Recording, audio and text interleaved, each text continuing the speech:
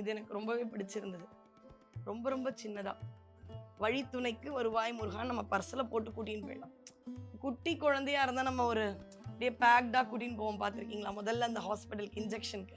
அது மாதிரி இந்த முருகன் குழந்தை சேயோன் அல்லவா, நம்ம கூட எப்பவும் இருப்பான். இவன் இருக்கக்கூடிய அந்த மகத்துவம் மகிமை நமக்கு சொல்லி மாளாது.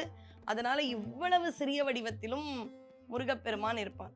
சிறிய வடிவத்தில் மட்டுமான்னு பார்த்தீங்கன்னா ரொம்பவே அழகா வீட்டுல நடுவுல பூஜை அறையில் வழிபாடு செய்வது போல ஒரு கம்பீரமான முருகனுடைய திருவுருவச் சிலையை அடுத்தது பார்க்கலாம். இந்த முருகன் தான் ரொம்பவே எழில்மிகு கோலத்தில் மயில் மீது ஏறிய மாணிக்கம்.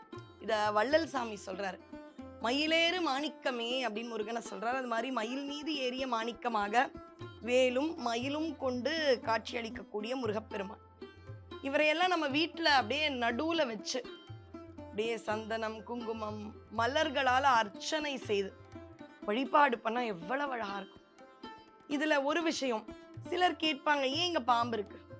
முருகன்னா மயில் புரியுது, சேவல் கொடியோன், ஏன் பாம்பு இருக்கணும்? அதாவது இதுக்கும் அருணகிரியார் தான் பதில் சொல்றாரு. நாத விந்து கலாதி நமோ நமன் ஆவினன்குடி திருப்புகள்ல ஒரு வரி வருது. நாக பந்த மயூரா நமோ நம.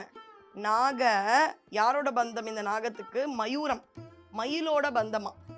அதாவது தனியே ஒரு இடத்துல பாம்பை பார்த்தா மயில் விடாது.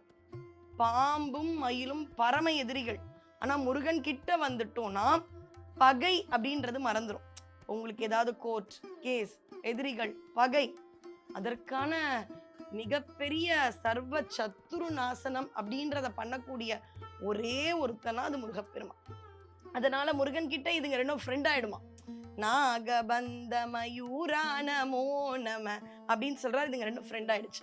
அது மட்டும் இல்ல, முருகன் காலடியில இருக்கிற பாம்பு எதை உணர்த்தும் தெரியுமா?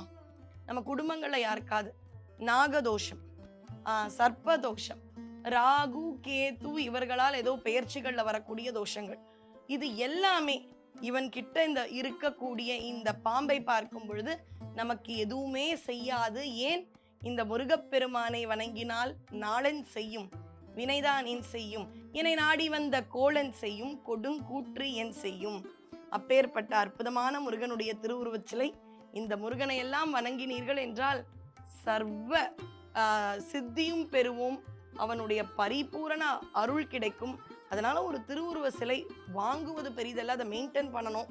அதையே நான் சொல்லிடுறேன். சும்மா வாங்குங்கன்னு சொல்லிட்டு போகக்கூடாது.